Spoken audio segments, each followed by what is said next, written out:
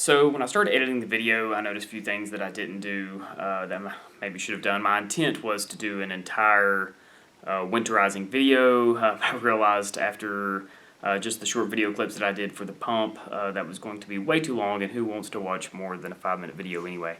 So I noticed I didn't do a little introduction, so I am doing an introduction now. The purpose of this video is to show you how to clean the reservoir that houses the pump underneath the kitchen sink.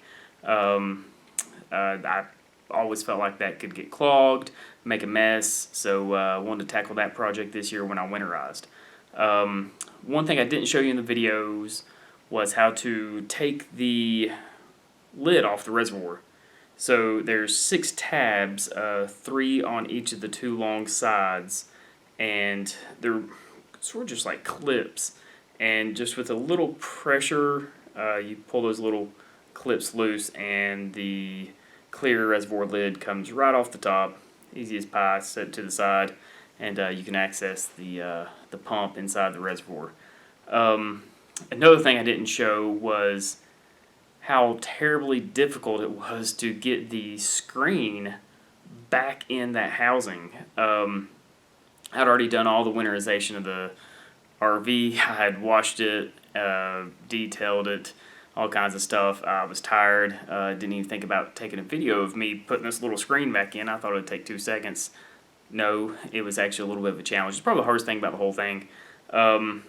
So there are 3 small grooves in the bottom of the reservoir that hold it in place, and then there's also 2 long slots. So if you'll notice, the that screen is kind of semicircle shaped around the pump, and on each end there's a slot that's the entire height of the reservoir. So lesson learned, the way I finally got it in after fighting with it for about 15 minutes was to take the 2 ends and slide them down into the full length slots, and then after that go back and you can manipulate the screen. You can lift it up just a little bit at a time and just get it right in those little grooves. I did think to go grab my camera, and the intent was to actually use the video of my cell phone to make sure I got it in all the slots. I'll put that at the end of the video, just so you can see it real quick. It's only like a 5-6 second video, just me verifying that the screen is indeed in all the slots. You'll see some pink antifreeze in there where I did winterize it. So I think that's all. If not, well then maybe I'll come back and edit this again. Hope you enjoyed the video. It's my first time really doing like a YouTube how-to thing. It may be completely terrible, and that's okay. So located underneath the sink in the kitchen, you'll find this reservoir which contains a pump. The idea here is that since the kitchen is on a slide, you need flexible hosing. With flexible hosing could come kinks, bends, loops, so you don't have a good gravity feed down to the gray tank. So water travels from the sink into this reservoir. When the float switch shows that it's full enough, it'll pump out the exit port and down into the gray tank. This year, for the first time, I'm going to attempt to clean this reservoir. It's always been a concern of mine that maybe one day the exit port could get clogged. I think there's a screen filter in there that could get clogged, preventing it from pumping correctly, and then you have overflow, and then it gets all this down here wet. It's something I don't want to have happen. I plan to use a water sensor in the future to help detect that, but I'd also like to prevent it, and so I'm going to take the lid off this guy, see what's inside, and try to get it cleaned out.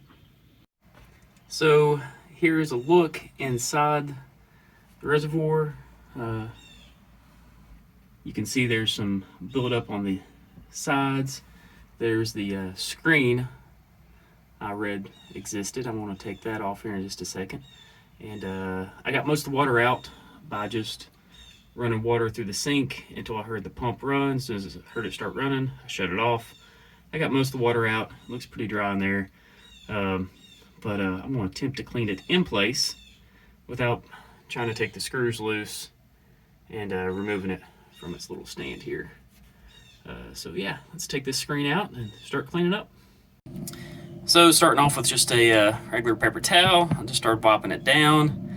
I was afraid that the paper towel may get a little too wet, and it did. That's where I started off with the paper towel, and I was afraid I was going to lose chunks of the paper towel. So I switched to a old t-shirt rag and just started wiping it down. You can see I got most of it off. Then I poured some water in the reservoir to rinse it out a little bit. You can still see I got some pretty big places.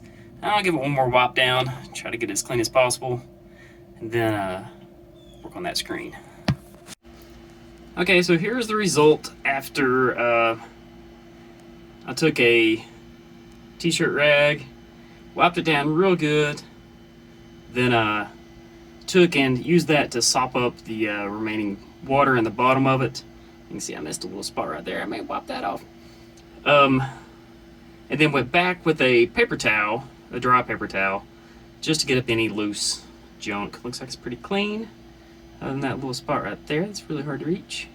I did use a rubber glove on my cleaning hand because, yeah, that was nasty. I'm not gonna lie.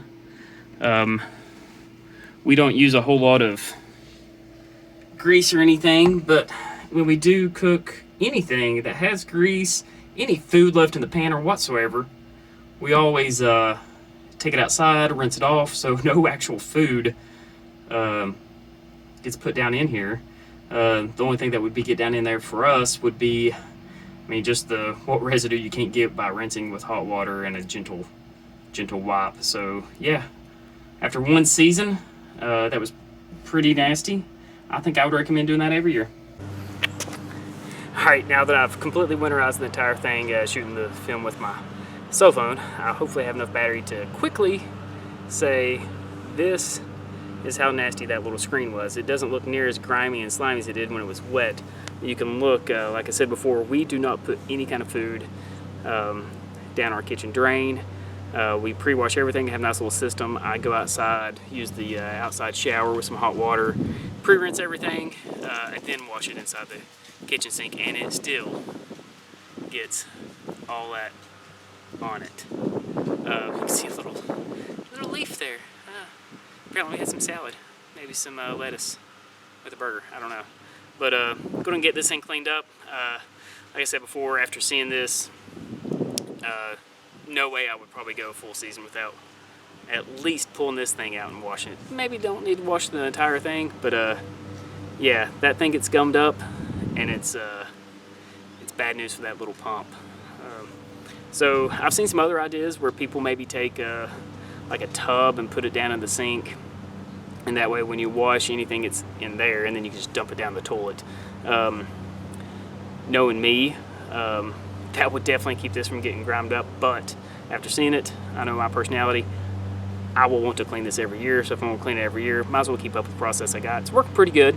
No danger of any kind of clogs here, but yeah, cleaning this thing every year.